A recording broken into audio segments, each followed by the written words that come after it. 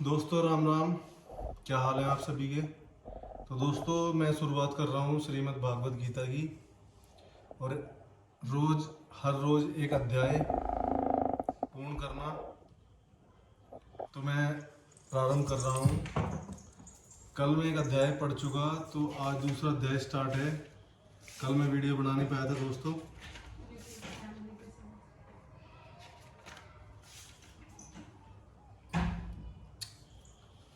और किसी कृष्ण भगवान की जय। तो दूसरा अध्याय प्रारंभ है। संजय ने कहा, हे धृतराष्ट्र। तब श्री कृष्ण व्याकुल चित्त अर्जुन से बोले, हे अर्जुन, अनार्य के सेवन करने से योग्य उपयक्ष कारक मोह इस समय तुम्हारे मन में कहाँ आया। तुम कायर मत बनो, तुम्हें शोभा नहीं देता। तुम हृदय की दुर्बलता को त्याग कर युद्ध के निर्मित खड़े हो जाओ।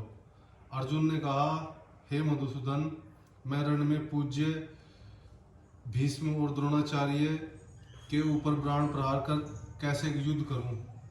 गुरुजनों को मारकर इनके रक्त से सने भोगों को कैसे भोगूंगा। हम नहीं जानते कि संग्राम में इन दोनों में कौन जीतेगा। यदि हम जान भी ले तो जिनको मार करके हम जीवित रहना नहीं चाहते। वहीं धृतराष्ट्र के पुत्र हमारे सामने प्रस्तुत है। मैं आपसे पूछता हूँ, जिससे निश्चय करके मेरा भला हो, वह मुझे समझाकर कहिए, क्योंकि मैं आपका शिष्य हूँ। मुझे शिक्षा दीजिए। मुझे पृथ्वी का निष्कंटक राज्य मिल जाए और देवताओं का भी आधिपत्य मिल जाए, तो भी ऐसा कोई उपाय नहीं दिखता कि जो मेरी इंद्रियों के शोक को दूर करे। हे गोविंद, मैं युद्ध नहीं करूँगा। यह कहकर अर्जुन चुप हो गए।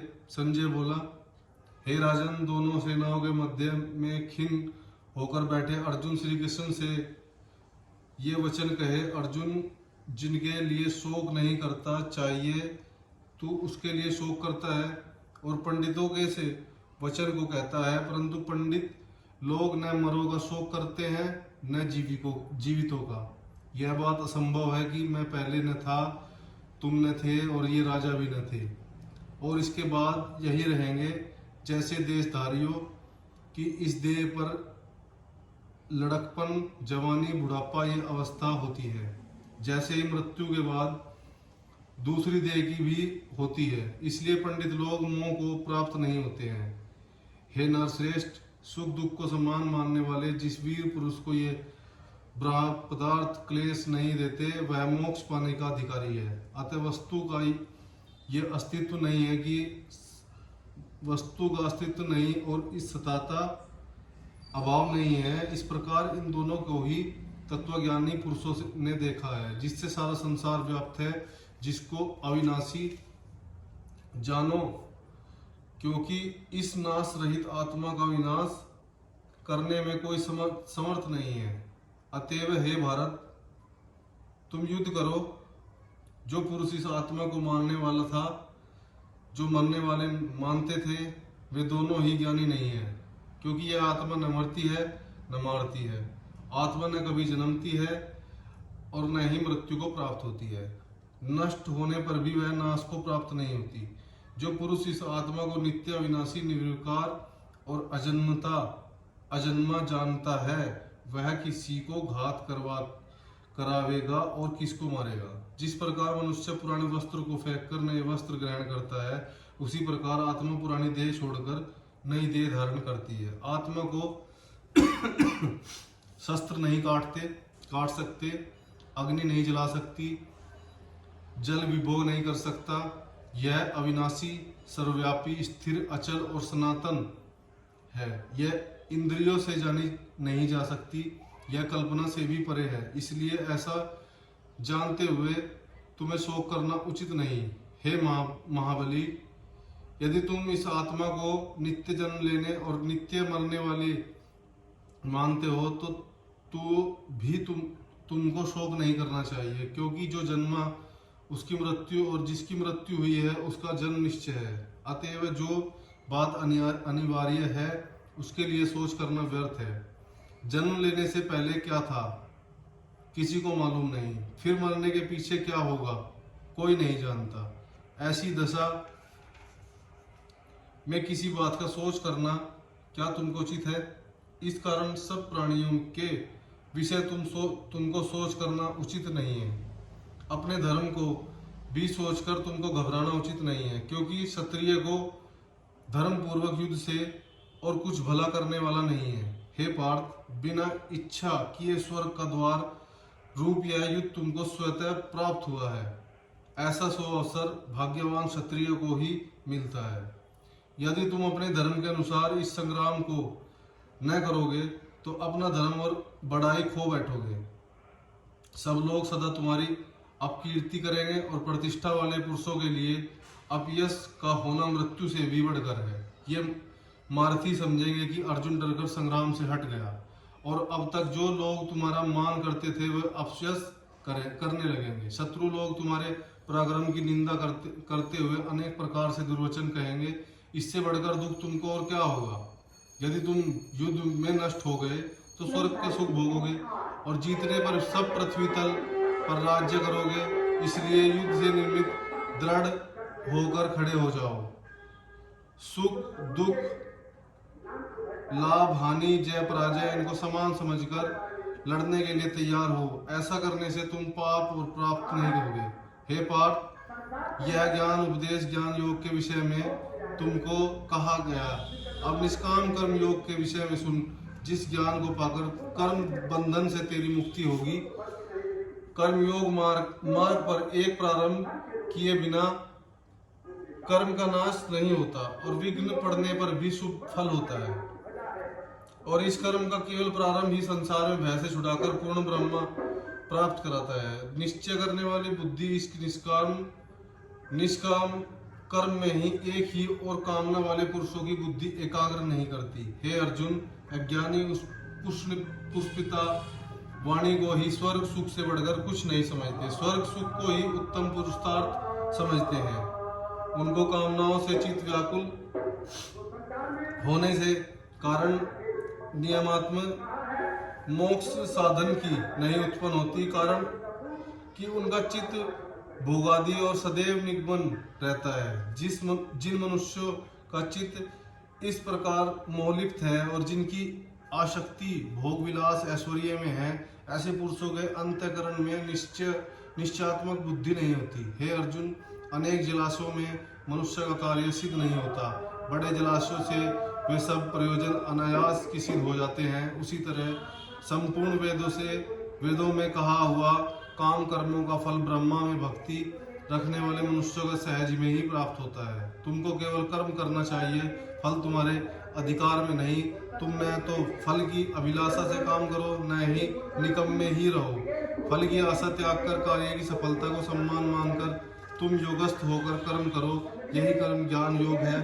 उस बुद्धि योग सहित कर्म से अन्य कर्म अत्यंत हीन है। इसलिए तुम बुद्धि योग का आश्रम ग्रहण करो। फल की इच्छा रखने वाले निष्काम ये गेट बंद कर दिए कर।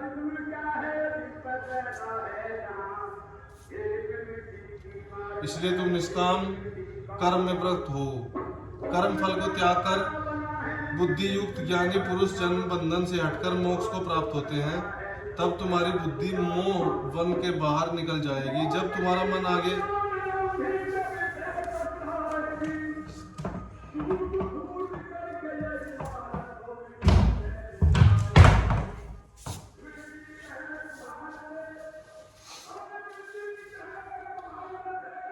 कर्म फल को त्याग कर एक बुद्धि युक्त ज्ञानी पुरुष जन्म बंधन से हटकर मोक्ष को प्राप्त होते हैं। तब तुम्हारी बुद्धि मोह वन के बाहर निकल जाएगी। तब जब तुम्हारा मन आगे सुनने की वाली तथा हुई बातों के विरक्त हो जाएगा, जिस समय वह निश्चल होकर आत्मा से स्थित होगा, तभी तुमको तत्व ज्ञान प्राप्त होगा। अर्जुन ने पूछा, है केशव, आत्मस्वरूप में निश्चल बुद्धि वाला किसको कहा है?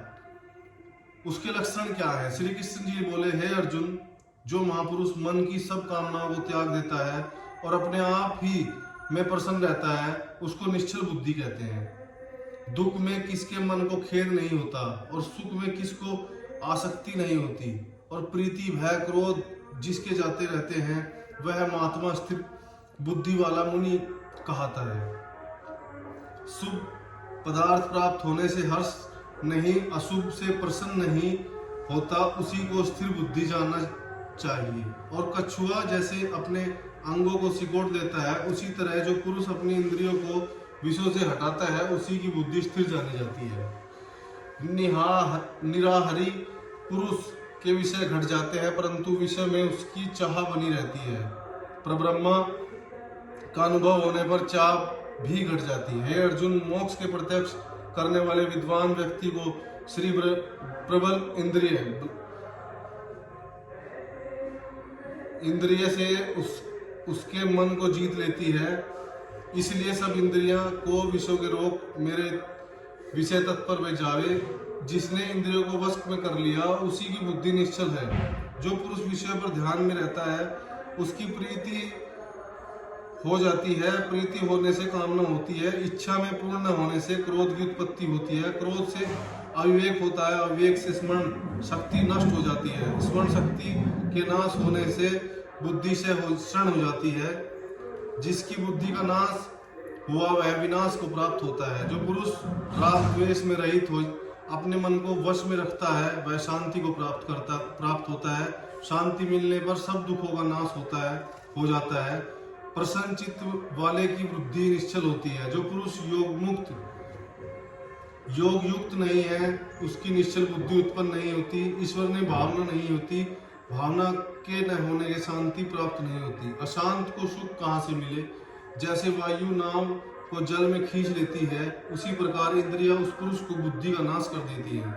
इस कारण हे महाबो, जिसकी इंद्रियां विषयों से स्वर्थ रोक ली गई है उसकी बुद्धि स्थिर है।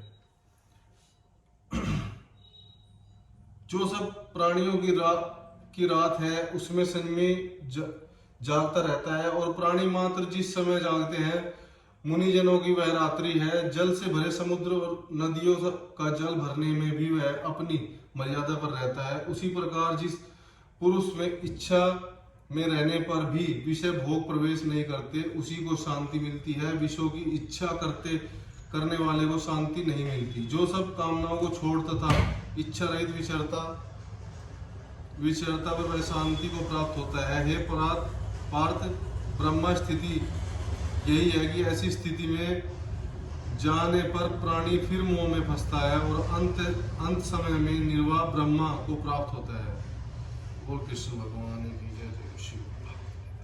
पूरा अध्याय हो चुका है भाई, अगला अध्याय कल पढ़ेंगे। जय हो।